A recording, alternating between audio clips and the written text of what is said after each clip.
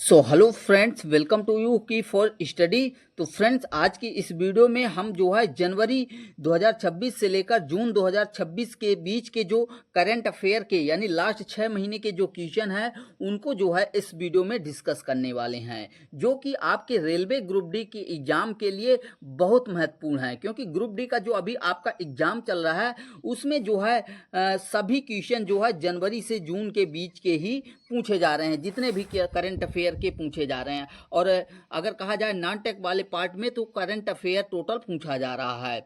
तो इस वीडियो में कंप्लीट जो है जनवरी से जून तक के क्वेश्चन को देखने वाले हैं। तो चलिए स्टार्ट करते हैं। उससे पहले चैनल में नए हैं और सब्सक्राइब नहीं किए हैं तो सब्सक्राइब जरूर कर लीजिए। तो यहाँ पर आज का आप लोगों का पहला क्वेश्चन क्या बोल रहा है कि धर्मेंद्र प्रधान के इस्तीफे के बाद भारत के नए शिक्षा मंत्री कौन बने हैं। तो देखिए, धर्मेंद्र प्रधान के बाद जो है जो नए शिक्षा मंत्री हैं वह प्रहलाद जोशी बने हैं। ठीक है, अगर डिटेल में बात करें तो देखिए जुलाई 2026 में धर्मेंद्र प्रधान के इस्तीफे के बाद जो है भारत के शिक्षा मंत्रालय का अतिरिक्त प्रभार जो है केंद्रीय मंत्री प्रहलाद जोशी को सौंपा गया है। और यह इस्तीफा भारतीय संविधान के अनुच्छेद 75(2) के तहत राष्ट्रपति द्वारा स्वीकार किया गया है। तो ये भी यहाँ से भी क्वेश्चन पूछे जा सकते हैं। अगर दूसरे क्वेश्चन की बात करें तो यहाँ पर आपसे पूछा गया है कि प्रधानमंत्री नरेंद्र मोदी ने जुलाई 2026 में भारत की पहली हाइड्रोजन ट्रेन जिसका नाम रखा गया है नमो ग्रीन रेल, तो इसका उद्घाटन कहाँ पर किया, और इससे क्वेश्चन पूछा भी जा चुका है। ठीक है, तो देखिए यहाँ पर आपका जो राइट आंसर हो जाएगा वह बी ऑप्शन हो जाएगा, जींद हरियाणा। ठीक है, अगर डिटेल में बात करें तो देखिए भारत की जो पहली स्वदेशी हाइड्रोजन ट्रेन है इसका नाम क्या रखा गया है, यहाँ से क्वेश्चन बन सकता है। तो नाम है नमो ग्रीन रेल। ठीक है, अगर पूछा जाए कि यह ट्रेन हरियाणा में कहाँ चली थी तो यह जींद सोनीपत सेक्शन पर चलाई गई है। और इसके साथ ही भारत हाइड्रोजन ट्रेन चलाने मतलब ट्रेन का संचालन करने वाला विश्व का 5वां देश बन गया है। अगर अन्य देश की बात करें तो जर्मनी, चीन, जापान और अमेरिका हैं, और उसी लिस्ट में अब शामिल हो गया है अपना भारत। अगर बात करें कि इस हाइड्रोजन ट्रेन की परियोजना का डिजाइन और विकास कहाँ पर किया गया, तो वह जो है इंटीग्रल कोच फैक्ट्री चेन्नई में किया गया है। अगर जहाँ पर चलाई गई है तो उस रूट की लंबाई की बात करें तो टोटल 89 किलोमीटर है, ये भी याद रखिएगा। अगले क्वेश्चन की बात करें तो अगला क्वेश्चन आप लोगों से क्या बोला कि विश्व प्रेस स्वतंत्रता सूचकांक 2026 में भारत की रैंक क्या है। तो देखिए भारत की रैंक की बात करें तो भारत का रैंक जो है 157वां, यहाँ पर बी ऑप्शन करेक्ट आंसर हो जाएगा। अगर डिटेल में बात करें तो देखिए विश्व प्रेस स्वतंत्रता सूचकांक 2026 में भारत को 180 देशों में से 157वें स्थान पर जगह मिली है। और यह सूचकांक रिपोर्ट विदाउट बॉर्डर यानी RSF पेरिस द्वारा जारी किया गया है। और सबसे निचला देश जो है वो इरिट्रिया है, जिसको 180वें स्थान पर जगह मिली है। अगर इस वर्ष भारत की रैंक पड़ोसी देशों से कंपेयर करें तो यहाँ पर सबकी हमारे पड़ोसी देश से अच्छी है। देखिए पाकिस्तान को 153 मिला है, नेपाल को 87, श्रीलंका को 134 और बांग्लादेश को 152, लेकिन भारत सबसे नीचे गिर गया है। वहीं पर अगर टॉप 3 देशों की बात करें यानी टॉप के 3 देश, तो नॉर्वे लगातार 10 वर्ष प्रथम स्थान पर रहा है, नीदरलैंड दूसरे स्थान पर रहा, और एस्टोनिया जो है ये तीसरे स्थान पर रहा है। तो अगर यहाँ पर पूछा जाएगा तो आपसे भारत का स्थान पूछा जाएगा, पहले देश पहले नंबर पर कौन रहा है वहाँ से पूछा जा सकता है, कौन जारी करता है तो ये पूछा जा सकता है, और सबसे नीचे कौन रहा तो ये भी पूछा जा सकता है। अगले क्वेश्चन में क्या पूछा गया है आप लोगों से कि वर्ष 2025 के लिए 60वें ज्ञानपीठ पुरस्कार से किसे सम्मानित किया जाएगा। तो देखिए यहाँ पर वर्ष 2025 की बात की गई है, इसलिए आपका राइट आंसर हो जाएगा आर वैरामुथु। ठीक है, आर वैरामुथु आपका राइट आंसर हो जाएगा। अगले क्वेश्चन की बात करें तो पूछा गया है कि मई 2026 में भारत का 18वां रेल जोन कौन सा बना है। तो देखिए यहाँ पर अगर बात करें तो 18वां रेलवे जोन दक्षिण तटीय रेलवे यानी साउथ कोस्ट रेलवे जो है आपका राइट आंसर हो जाएगा। अगर डिटेल में बात करें तो दक्षिण तटीय रेलवे भारतीय रेलवे का सबसे नया और 18वां जोन है। इसका जो मुख्यालय बनाया गया है वह आंध्र प्रदेश के विशाखापट्टनम में बनाया गया है। अगले क्वेश्चन में पूछा गया है कि महिला प्रीमियर लीग यानी WPL 2026 का खिताब किस टीम ने जीता। तो इसको जो है रॉयल चैलेंजर्स बेंगलुरु ने जीता है, महिला में भी और पुरुष में भी। अगर डिटेल में बात करें तो देखिए महिला प्रीमियर लीग जो है ये जो है आयोजन स्थल की बात करें तो मुंबई और बड़ोदरा में किया गया था। कौन सा संस्करण है, तो ये चौथा संस्करण था। अगर बात करें कि विजेता टीम तो RCB हो गई। उप विजेता टीम कौन बनी, तो दिल्ली कैपिटल। विजेता टीम के कप्तान कौन थी, तो स्मृति मंधाना थी, जबकि उप विजेता टीम के जेमिमा रोड्रिग्स थी। ठीक है, दिल्ली कैपिटल की कैप्टन। ठीक है, अगले क्वेश्चन को देखते हैं। अगर कुछ और एक्स्ट्रा फैक्ट की बात करें तो यहाँ पर दिया गया है कि टाइटल स्पॉन्सर कौन रहा है, तो वह टाटा ग्रुप था। ऑरेंज कैप किसको मिला, ऑरेंज कैप मतलब टूर्नामेंट में सबसे ज़्यादा रन बनाने वाली खिलाड़ी, तो वो स्मृति मंधाना रही हैं, सर्वाधिक 377 रन बनाए हैं। अगर पर्पल कैप की बात करें तो सोफी डिवाइन जो कि गुजरात जायंट्स की टीम की खिलाड़ी हैं, उनको जो है सर्वाधिक 17 विकेट के लिए दिया गया है। ये भी आपको ध्यान रखना है कि पर्पल कैप जो है ये जो है आपको सर्वाधिक विकेट पर टूर्नामेंट में दिया जाता है और सर्वाधिक रन बनाने वाले प्लेयर को ऑरेंज कैप दिया जाता है। अगले क्वेश्चन की बात करें तो क्या पूछा गया है कि जून 2026 में खुफिया ब्यूरो यानी IB के नए निदेशक के रूप में किसे नियुक्त किया गया है। तो देखिए खुफिया ब्यूरो की कहा जाए तो यहाँ पर महेश दीक्षित को चुना गया है। ये इनका फोटो है। अगर डिटेल में बात करें तो देखिए खुफिया ब्यूरो का जो फुल फॉर्म होता है IB का, वो इंटेलिजेंस ब्यूरो है। अगर स्थापना कहा जाए कब इसका इस्टेब्लिश हुआ, तो 23 दिसंबर 1887 को इस्टेब्लिश हुआ। मुख्यालय कहाँ पर है, तो नई दिल्ली में है। अगले क्वेश्चन की बात करें तो ताइवान ट्रैवलॉग उपन्यास के लिए अंतर्राष्ट्रीय बुकर पुरस्कार 2026 किसने जीता है। तो देखिए इसके लिए किसको चुना गया है, यांग सुआंग जी और लिन किंग को। ये दो जो है व्यक्तियों को अंतर्राष्ट्रीय बुकर पुरस्कार 2026 का ताइवान ट्रैवलिंग उपन्यास के लिए दिया गया है। अगर डिटेल में बात करें तो देखिए अंतर्राष्ट्रीय बुकर पुरस्कार 2026 की पहले बात करते हैं तो ताइवानी उपन्यास ताइवान ट्रैवलिंग को दिया गया है, ट्रैवलॉग को दिया गया है। और यह पुरस्कार मूल रूप से चीनी भाषा में लिखने वाली लेखिका यांग सुआंग जी इनको दिया गया है।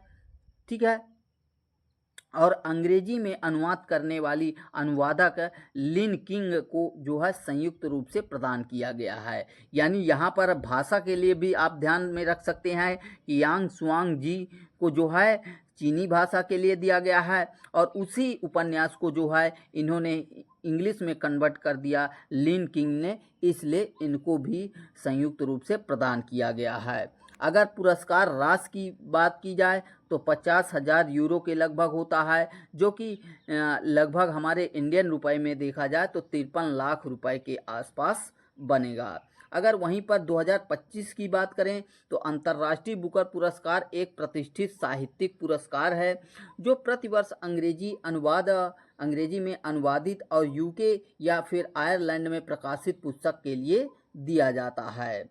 अगर यहीं पर 2025 के विजेता की बात करें तो भारतीय लेखिका बानू मुश्ताक और अनुवादक दीपा भास्ती ने अपने लघु कथा संग्रह हार्ट लैंप के लिए जीता था। तो देखिए 2025 में किसको दिया गया था, बानू मुश्ताक और दीपा भास्ती को। और किस कथा के लिए, संग्रह के लिए दिया गया, तो हार्ट लैंप के लिए। ये भी आपको इम्पोर्टेंट फैक्ट में याद रखना है।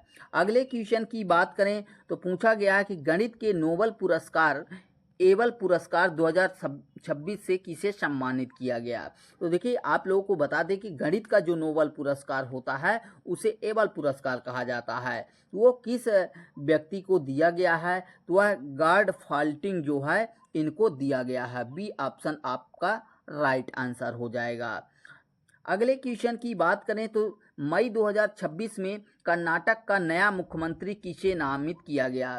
तो देखिए यहाँ पर अगर बात करें कर्नाटक के मुख्यमंत्री की तो DK शिव कुमार को जो है शपथ दिलाई गई है। सी ऑप्शन आपका करेक्ट आंसर हो जाएगा।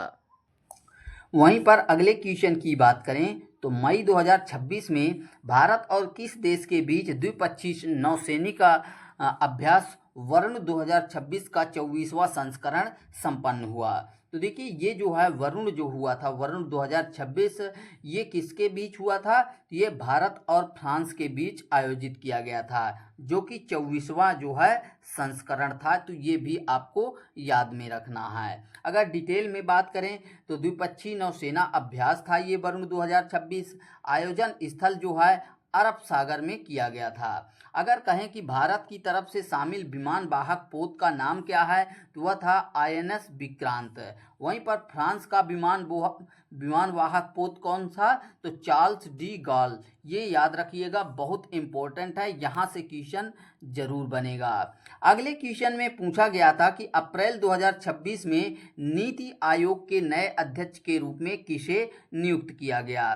तो देखिए नीति आयोग के अध्यक्ष के रूप में जो है अशोक कुमार लाहिड़ी को चुना गया है। तो यहाँ पर जो आपका राइट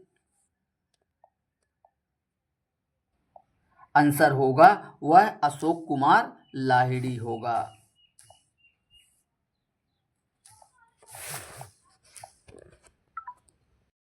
यदि अगले क्वेश्चन की बात करें तो पूछा गया है कि अप्रैल 2026 में नीति आयोग के नए उपाध्यक्ष के रूप में किसे नियुक्त किया गया।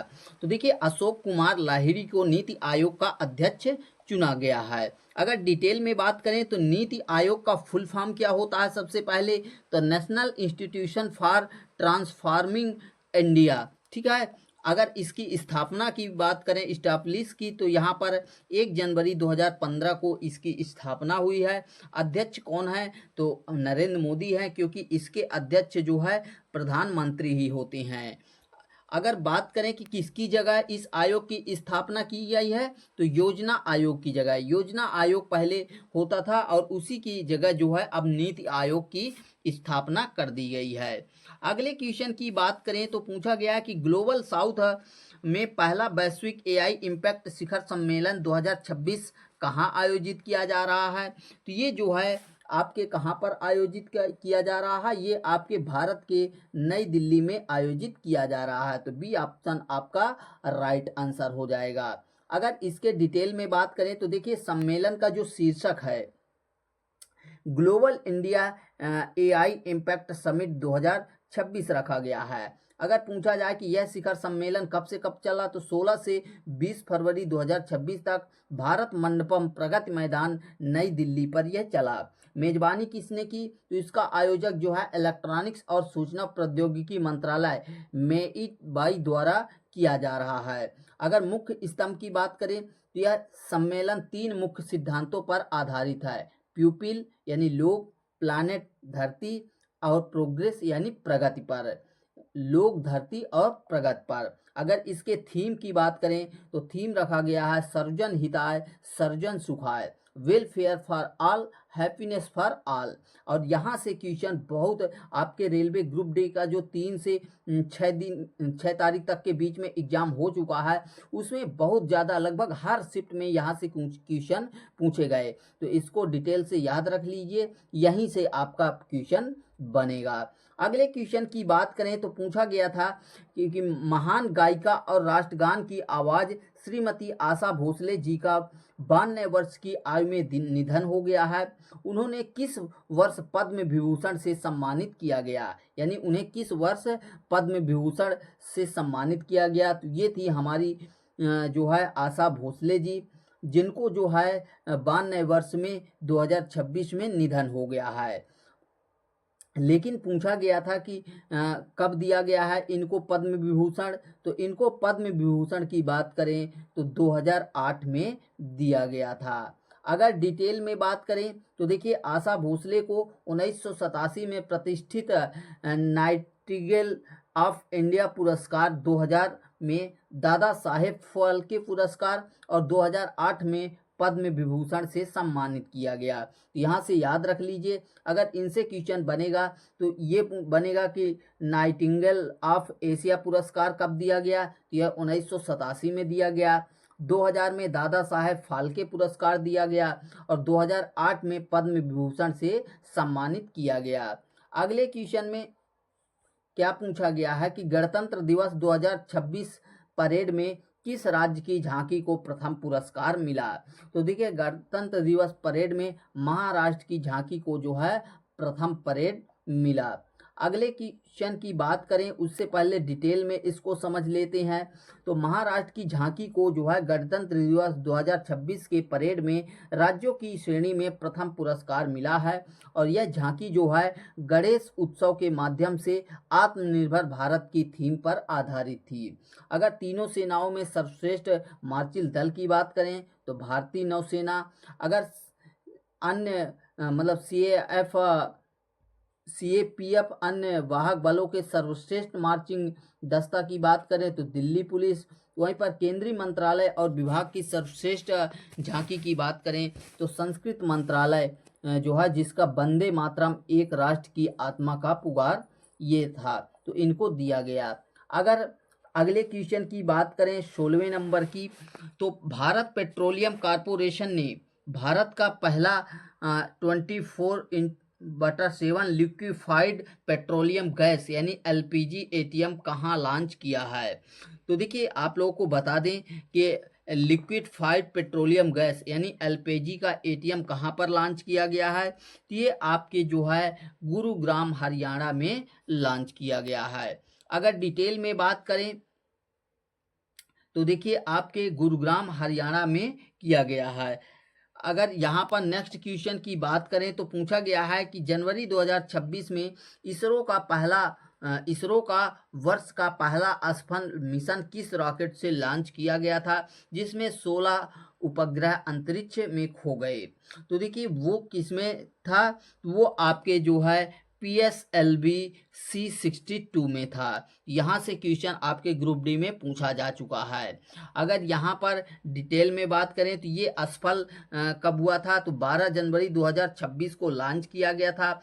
किस लॉन्च व्हीकल से किया गया था, तो PSLV DL, जिसको PSLV की 64वीं उड़ान भी कहा जाता है, यानी 64वीं इसकी उड़ान है। मुख्य पेलोड क्या है था, तो अन्वेषा EOS N1 से, जो DRDO द्वारा विकसित एक रणनीतिक हाइपर स्पेक्ट्रल इमेजिंग उपग्रह था और इसमें पूर्वोत्तर भारत का पहला उपग्रह लाचित वस और स्पेन का केस्ट्रल इंडस्ट्रियल डेमोन्स्ट्रेशन यानी KID की री एंट्री कैप्सूल भी शामिल था। अगले क्वेश्चन में क्या बोला गया है कि राजस्थान के प्रसिद्ध हिल स्टेशन माउंट आबू का नाम बदलकर क्या नया नाम रखा गया है, तो उसे जो है अबूराज रख दिया गया है। अगले क्वेश्चन की बात करें तो फिंके नदी किस देश में स्थित है, जिसे दुनिया की सबसे पुरानी बहने वाली नदी के रूप में मान्यता दी गई है। तो देखिए, जो फिंके नदी है यह कहाँ पर है, यह आपके जो है ऑस्ट्रेलिया में मौजूद है। अगर अगले क्वेश्चन की बात करें तो वर्ल्ड हैप्पीनेस रिपोर्ट 2026 के अनुसार 147 देशों की सूची में भारत को कौन सा स्थान मिला है। तो देखिए, वर्ल्ड हैप्पीनेस रिपोर्ट 2026 के अनुसार अगर बात करें तो भारत को 147 देशों में 116वां देश वाला स्थान मिला है, जो कि काफ़ी बुरी बात है। अगर डिटेल में बात करें तो यह रिपोर्ट कौन जारी करता है, यह ऑक्सफोर्ड यूनिवर्सिटी के वेलबींग रिसर्च सेंटर द्वारा जारी किया जाता है। और फिनलैंड लगातार 90वें वर्ष दुनिया का सबसे खुशहाल देश है। और अगर टॉप 3 देशों की बात करें तो पहले स्थान पर जो है फिनलैंड को मिला है, फिर आइसलैंड को दूसरा और डेनमार्क को जो है तीसरा स्थान मिला है। अगले क्वेश्चन की बात करें तो यहाँ पर क्या पूछा गया है कि किस देश ने 1 मई 2026 से पेट्रोलियम निर्यातक देशों का संगठन यानी ओपेक और ओपेक प्लस गठबंधन से बाहर होने की घोषणा की है? तो यह संयुक्त अरब अमीरात यानी यूएई ने इसकी घोषणा कर दी है। अगले क्वेश्चन की बात करें तो पूछा गया है कि कौन सा गांव आधिकारिक तौर पर भारत का पहला जाति मुक्त गांव बना? तो देखिए सौंदला महाराष्ट्र जो है ये भारत का पहला जाति मुक्त गांव बना है। बी ऑप्शन आपका करेक्ट आंसर हो जाएगा, जिसका इमेज यहाँ पर आपको दिख रहा होगा। पूछा गया है अगले क्वेश्चन में कि नई दिल्ली में आयोजित 11वें रायसीना संवाद जो है 2026 में मुख्य अतिथि कौन थे? तो मुख्य अतिथि कौन थे? यहाँ पर हमारे अलेक्जेंडर स्टब थे। अगर डिटेल में बात करें तो 11वां रायसीना डायलॉग 2026 5 से 7 मार्च 2026 तक नई दिल्ली में आयोजित किया गया और इसका जो विषय रखा गया यानी थीम संस्कार, अभिकथन, समायोजन, उन्नति रखा गया था। अब मुख्य अतिथि की बात करें तो डॉक्टर अलेक्जेंडर स्टब और फिनलैंड ये कौन है? तो फिनलैंड के राष्ट्रपति हैं। इस वर्ष रायसीना साइंस डिप्लोमा इनिशिएटिव भी शामिल किया जाएगा। अगले क्वेश्चन की बात करें तो बोला गया है अप्रैल 2026 में भारत का पहला क्वांटम कंप्यूटर किस शहर में लॉन्च किया गया? तो ये जो है आपके अमरावती से लॉन्च किया गया। अगले क्वेश्चन की बात करें तो कौन सा जिला भारत का पहला बायो हैप्पी जिला यानी जैव सुखद जिला बनने जा रहा है? तो भारत का जो पहला जिला की बात करें तो किई पान्योर जो कि अरुणाचल प्रदेश में है, यह बायो हैप्पी जिला जो है बनने जा रहा है। अगले क्वेश्चन में बोला गया कि फरवरी 2026 में जारी भ्रष्टाचार धारणा सूचकांक यानी सीपीआई 2025 में भारत को कौन सा स्थान मिला? तो इसमें जो है हमारे भारत देश को 91वां स्थान मिला है। तो यहाँ पर आपका बी ऑप्शन करेक्ट आंसर हो जाएगा। अगर डिटेल में बात करें तो देखिए यह सूचकांक ट्रांसपेरेंसी इंटरनेशनल द्वारा जारी किया जाता है। भारत 2025 में 182 देशों में 91वें स्थान पर रहा है। भारत का स्कोर पिछले वर्ष की तुलना में 1 अंक बढ़ा है। अगर टॉप 3 देश की बात करें तो डेनमार्क सबसे पहले नंबर पर आया, दूसरे नंबर पर फिनलैंड और सिंगापुर जो है तीसरे नंबर पर आया। वहीं पर सबसे निचले पायदान पर 9 पॉइंट्स के साथ दक्षिण सूडान और सोमालिया रहे हैं। तो ये भी आप लोगों को ध्यान रखना है। अगले क्वेश्चन में पूछा गया है कि जून 2026 में जयप्रकाश नारायण पक्षी अभ्यारण्य सुरहा ताल को भारत का 100वां रामसर स्थल घोषित किया गया है। यह किस राज्य में स्थित है? यहाँ से क्वेश्चन पूछा जा चुका है और कई शिफ्ट में पूछा गया है। तो देखिए रामसर स्थल की बात करें तो ये उत्तर प्रदेश में जयप्रकाश नारायण पक्षी अभ्यारण्य है, जिसको सुरहा ताल भी कहा जाता है। ये उत्तर प्रदेश में और ये 100वां रामसर स्थल बना है। अगर यहीं पर डिटेल में बात करें तो देखिए 5 जून 2026 विश्व पर्यावरण दिवस जो कि है, तो उसके उपलक्ष्य में उत्तर प्रदेश के बलिया जिले में स्थित जयप्रकाश नारायण पक्षी अभ्यारण्य, जिसे सुरहा ताल भी कहा जाता है, तो उसको भारत के 100वें रामसर स्थल के रूप में जो है अंतर्राष्ट्रीय महत्व की सूची में शामिल किया गया है और यह उत्तर प्रदेश का 13वां रामसर स्थल है। अगर रामसर स्थलों की नवीनतम सूची बात करें तो सेखा झील पक्षी अभ्यारण्य जो कि उत्तर प्रदेश में है, यह 99वां रामसर स्थल है। जबकि जनवरी 2026 में पटना पक्षी अभ्यारण्य जो है यूपी के 97वां और छारी झंडी गुजरात 98वां जो है बना है। ठीक है। अगले क्वेश्चन की बात करें तो पूछा गया कि टाटा आईपीएल 2026 का खिताब किस टीम ने जीता है? तो ये भी जो है 2026 में रॉयल चैलेंजर्स बेंगलोर ने ही जीता है, आरसीबी ने। अगर डिटेल में बात करें तो वैसे आईपीएल तो सभी देखते हैं, तो डिटेल सब जानते होंगे। गुजरात टाइटंस जो है आपकी जो है उप विजेता बनी है। अगले क्वेश्चन की बात करें तो केंद्र सरकार ने रक्षा अनुसंधान और विकास संगठन यानी डीआरडीओ के अध्यक्ष और रक्षा अनुसंधान एवं विकास विभाग के सचिव का अतिरिक्त प्रभार किसे सौंपा है? तो देखिए इसकी बात करें तो राजेश कुमार सिंह, ये जो है ए ऑप्शन में जो मिल जाता है, इनको जो है अतिरिक्त प्रभार सौंपा गया है। अगर डिटेल में बात करें तो देखिए डीआरडीओ का फुल फॉर्म होता है defence research and development organisation. स्थापना कब हुआ है? इस्टेब्लिश तो 1 जनवरी 1958 को हुआ है। मुख्यालय कहाँ पर है? तो नई दिल्ली में है। अगर आदर्श वाक्य की बात करें तो संस्कृत में यहाँ पर वलस्य मूलम विज्ञानम, और इंग्लिश में बात करें तो strength origin is in science. Clear. अगला क्वेश्चन आप लोगों से पूछा गया है कि जून 2026 में वेनेजुएला में आए विनाशकारी भूकंप के बाद भारत ने वहां फंसे नागरिकों को निकालने के लिए कौन सा मिशन शुरू किया है? तो देखिए इस मिशन की अगर बात करें तो वो मिशन था ऑपरेशन अमिस्ताद। यहाँ पर operation Amistad D option correct answer हो जाएगा।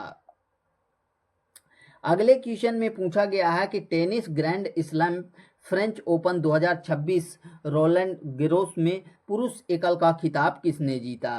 तो देखिए पुरुष एकल का खिताब की अगर बात करें तो ये जो है अलेक्जेंडर ज्वेरेव ने जो है जीता है। वहीं पर डिटेल में बात करें तो जर्मनी के ये अलेक्जेंडर जेरेव रहने वाले हैं और उन्होंने पेरिस पर खेले गए फ्रेंच ओपन 2026 का पुरुष एकल का खिताब अपने नाम किया है। अब किसको हराया है? तो फ्लेवियो कोबोली जो कि इटली के रहने वाले हैं। ठीक है। महिला एकल का खिताब की बात करें तो मिस एंड्रीवा जो कि रूस की रहने वाली है, इन्होंने जीता है। किसको हराया है? तो माजा च्वालिंस्का पोलैंड की रहने वाली हैं, इनको हराया है। पुरुष एकल युगल की बात करें तो मार्शल ग्रेनोलर्स स्पेन के और होरेशियो जेबालोस अर्जेंटीना के। महिला युगल की बात करें तो कतेरिना सानियाकोवा जो कि चेक गणराज्य की हैं और टेलर टाउनसेंड यूएसए के। मिश्रित युगल की बात करें तो सारा एरानी और एंड्रिया यावाशोरी जो कि इटली की रहने वाली हैं। अगले क्वेश्चन की बात करें तो 32 नंबर के क्वेश्चन में आप लोगों से पूछा गया है कि जून 2026 में कौन सा देश अंतर्राष्ट्रीय बिग कैट एलायंस यानी आईबीसीए का 27वां सदस्य देश बना है? तो देखिए इसका जो है बांग्लादेश को जो है इसमें शामिल किया गया है जून 2026 में। अगर यहाँ पर डिटेल में बात करें तो आईबीसीए का फुल फॉर्म होता है इंटरनेशनल बिग कैट अलायंस।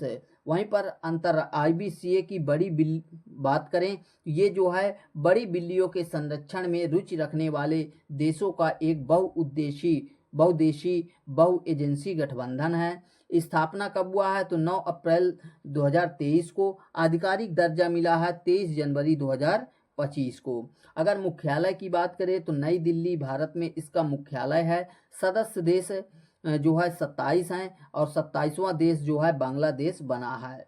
26वां देश अगर बात करें तो सऊदी अरब है। संस्थापक सदस्य देश निकारागुआ, इवास्तनी, भारत, सोमालिया और लाइबेरिया। और 7 बड़ी बिल्लियों के वैश्विक संरक्षण की अगर बात करें तो उसमें से बाघ है, शेर, तेंदुआ, हिम तेंदुआ, चीता, जैगुआर और प्यूमा, इन सभी जो है बिल्लियों की प्रजाति को शामिल किया गया है। अगले क्वेश्चन में क्या पूछा गया है कि मई 2026 में किस देश ने थॉमस कप 2026 का खिताब जीता है? तो थॉमस कप की बात करें तो चीन ने जो है जीता है।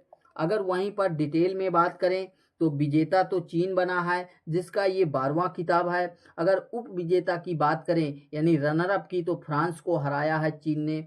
अगर भारत का स्थान देखा जाए तो सेमीफाइनल में कांस्य पदक मिला यानी तीसरे नंबर पर रहा। वहीं पर मेजबानी की बात करें तो हॉर्सेंस डेनमार्क में इसका जो है आयोजन किया गया था। अगर बात करें अगले क्वेश्चन की, काफ़ी पॉपुलर क्वेश्चन, कई बार आपके कई शिफ्टों में पूछा जा चुका है कि तमिलनाडु के नए मुख्यमंत्री के रूप में किसने शपथ ली। तो देखिए सी जोसेफ विजय, जिनको थालापति के नाम से भी जाना जाता है। तो यहाँ पर सी ऑप्शन करेक्ट आंसर होगा। अगले क्वेश्चन की बात करें उससे पहले थोड़ा डिटेल में बात कर लेते हैं, क्योंकि यहाँ से क्वेश्चन आपके रेलवे ग्रुप डी में या फिर अन्य एग्जाम में पूछे जा सकते हैं, और ग्रुप डी में तो वैसे भी सभी शिफ्ट में यहाँ से पूछे जा रहे हैं। तमिलनाडु विधानसभा चुनाव 2026 में अभिनेता थलापति विजय की पार्टी तमिलागा वेंट्री कजगम यानी टीवीके ने सबसे ज़्यादा 160 सीटें जीती हैं। तो देखिए यहाँ से क्वेश्चन पूछा जा चुका है कि इनके पार्टी का नाम क्या है, तो वह टीवीके तमिलागा वेंट्री कजगम जो है इसका फुल फॉर्म है। अगर गठन की बात करें तमिलनाडु के, तो तमिलनाडु का गठन जो है यहाँ पर 1 नवंबर 1956 का हुआ है। राजधानी चेन्नई है। लोकसभा सीट यहाँ पर तमिलनाडु में 39 हैं, राज्यसभा सीट 18 है और विधानसभा सीट 234 है। और इन 234 सीटों में जो है 108 सीट जो है टीवीके की पार्टी ने बनाया था, और वहाँ पर संयुक्त रूप से सरकार बनाया। राज्यपाल की बात करें तो राजेंद्र विश्वनाथ अलंकर को जो है बनाया गया है। अगले क्वेश्चन की बात करें तो पूछा गया है कि पेंगुइन रैंडम हाउस इंडिया द्वारा प्रकाशित की गई the second orbit belief of a man dreams of 1.4 billion heart नामक पुस्तक यानी संस्मरण के लेखक कौन है। तो इसके लेखक कौन बने हैं, इसके लेखक शुभांशु शुक्ला बने हैं, जिनका इमेज यहाँ पर आपको दिखाया गया है। अगर डिटेल में बात करें तो शुभांशु शुक्ला जो हैं वायुसेना के एक फाइटर पायलट हैं और इसरो के गगनयान मिशन के लिए चुने गए 4 अंतरिक्ष यात्रियों में से एक हैं। वे नासा के एग्योम 4 मिशन के तहत अंतर्राष्ट्रीय अंतरिक्ष स्टेशन ISS की यात्रा भी कर चुके हैं। अगले क्वेश्चन की बात करें तो यहाँ पर पूछा गया है कि जून 2026 में जारी वैश्विक शांति सूचकांक 2026 में 163 देशों की सूची में भारत को कौन सा स्थान मिला। तो यहाँ पर आपका जो राइट आंसर हो जाएगा 127वां, क्योंकि यहाँ पर देखिए 163 में 127 मिला है, जो काफ़ी बेकार है। अगर बात करें डिटेल में तो वैश्विक शांति सूचकांक 2026 यह कौन जारी करता है, तो यह सूचकांक प्रतिवर्ष सिडनी ऑस्ट्रेलिया स्थित institute for economics and peace यानी IEP द्वारा जारी किया जाता है। इस सूचकांक में भारत 2.409 स्कोर के साथ जो है 127वें स्थान पर रहा है। अगर सबसे अशांत देश की बात करें तो रूस है, और जबकि सूची में सबसे अंतिम 163वें स्थान पर रहा है। वहीं पर टॉप 3 देश की बात करें जो शांत हैं, तो उसमें से जो है आइसलैंड आपका पहला है, न्यूजीलैंड जो है दूसरा है और स्विट्जरलैंड तीसरा स्थान प्राप्त किया है। अगले क्वेश्चन में पूछा गया है कि जून 2026 में आधिकारिक तौर पर न्यू डेवलपमेंट बैंक यानी NDB का 10वां सदस्य देश कौन सा बन गया है।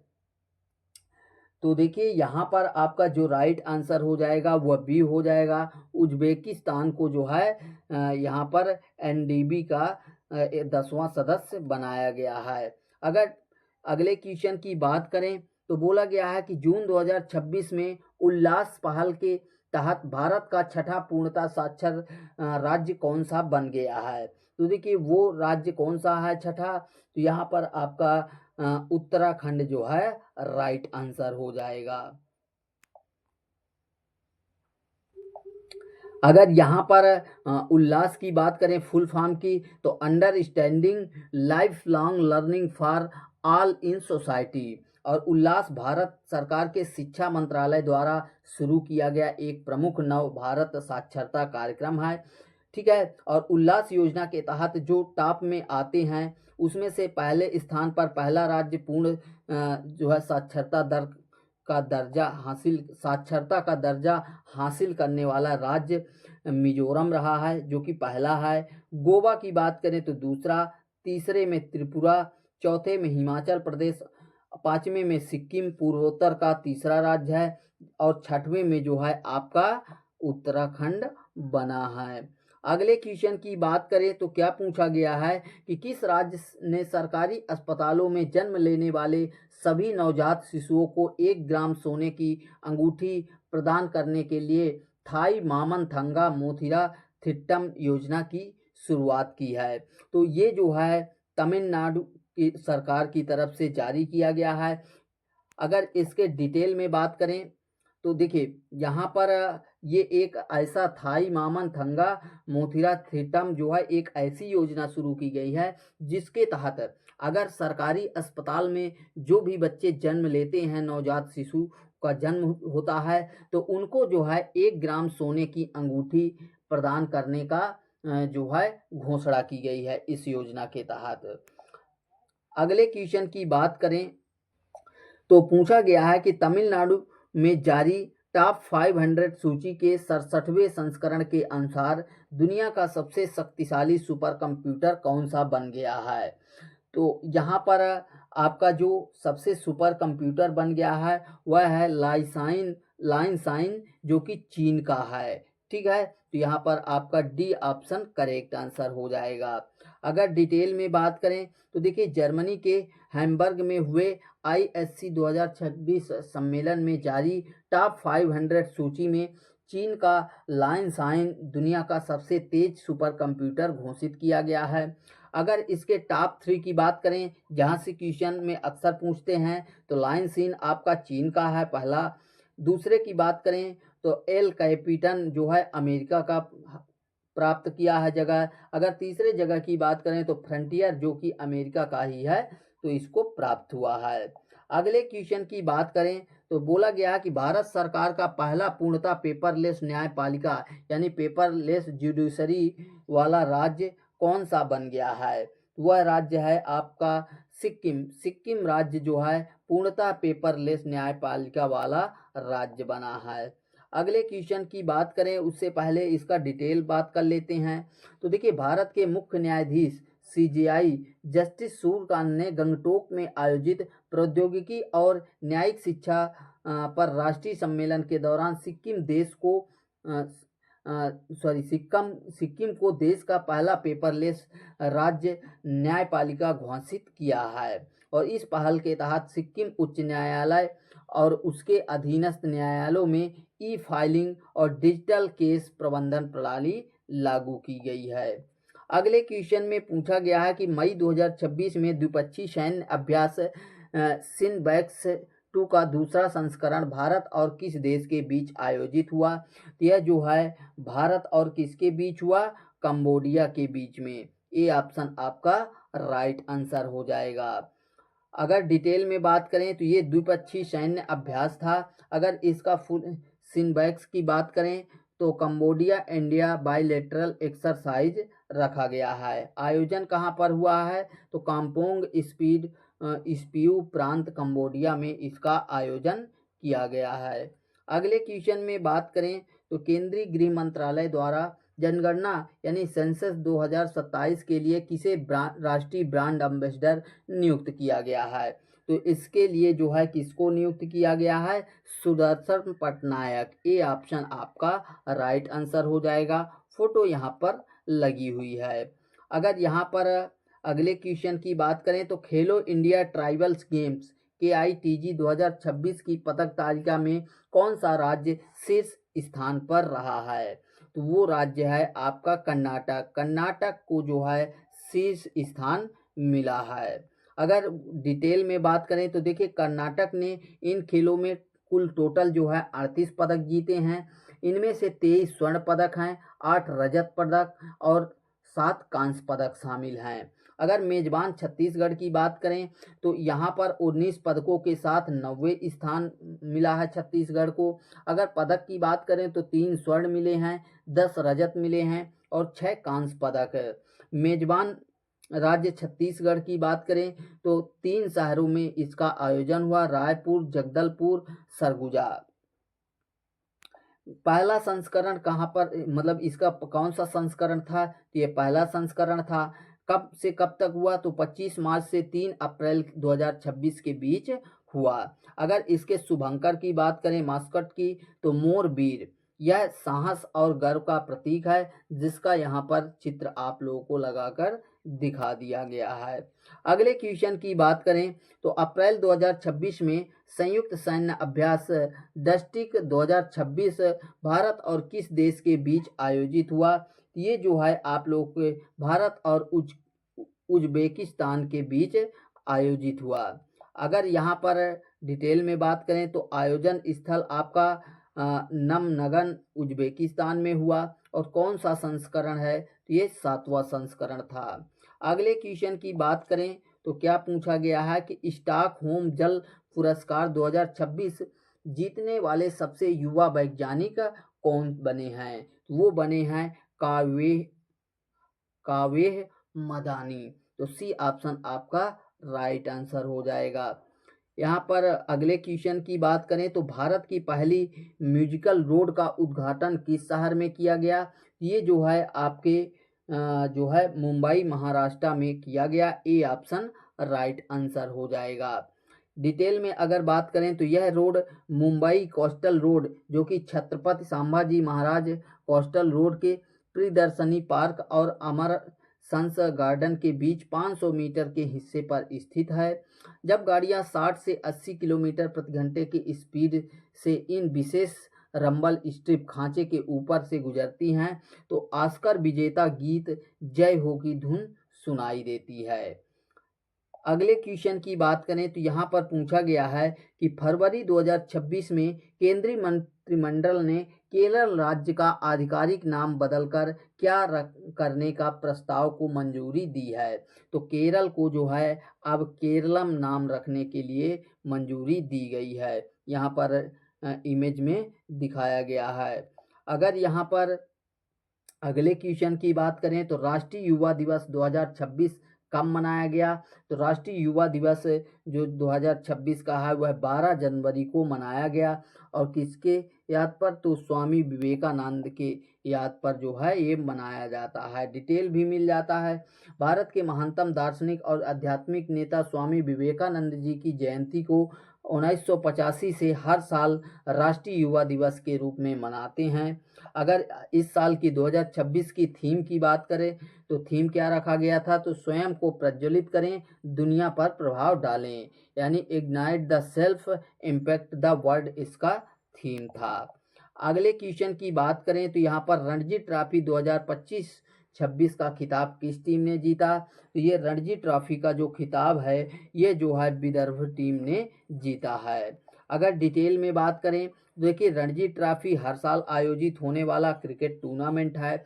विजेता इस बार 2026 की जो है कौन बनी है 25-26 की? तो जम्मू कश्मीर, जो कि 67 साल में अपना पहला खिताब जीता है। सॉरी, यहाँ पर क्वेश्चन में विदर्भ बता दिए थे तो जम्मू कश्मीर राइट आंसर हो जाएगा। ठीक है, तो यहाँ पर पहला जो है विजेता टीम बनी है 67 साल में। अपने खिताब को जीतने में 67 साल का समय लगा। अगर वहीं पर उप विजेता की बात करें तो कर्नाटक रहा। फाइनल मैच में स्थान कहाँ रहा? तो DR Bendre cricket stadium Hubli में खेला गया। अगर प्लेयर ऑफ द सीरीज की बात करें तो आकिब नबी को दिया गया है। जम्मू कश्मीर के ये रहने वाले हैं और 60 विकेट लिए थे और उसी के आधार पर जो है रणजी ट्रॉफी में इनको मैन ऑफ द सीरीज से चुना गया था। तो दोस्तों यहाँ पर हम लोगों ने मोस्ट इम्पोर्टेंट 50 क्वेश्चन को कवर कर लिया। और यदि और भी चाहते हैं आप लोग करंट अफेयर ग्रुप डी के लिए तो आप लोग कमेंट बॉक्स में ज़रूर कमेंट करिए। अगर आप लोग कहेंगे तो हम इसके और भी क्वेश्चन जहां से क्वेश्चन बन रहे हैं आपके एग्जाम में वहां से ला देंगे। आई होप वीडियो में इंफॉर्मेशन मिली होगी। वीडियो को लाइक ज़रूर करिएगा और चैनल को सब्सक्राइब नहीं किया तो सब्सक्राइब कर लीजिए, क्योंकि यहाँ पर रेलवे भर्ती के सभी एग्जाम का एनालिसिस सबसे फास्ट आपको रियल डाटा के साथ देखने को मिलता है। तो मिलते हैं नेक्स्ट वीडियो में। Thanks for watching and bye bye.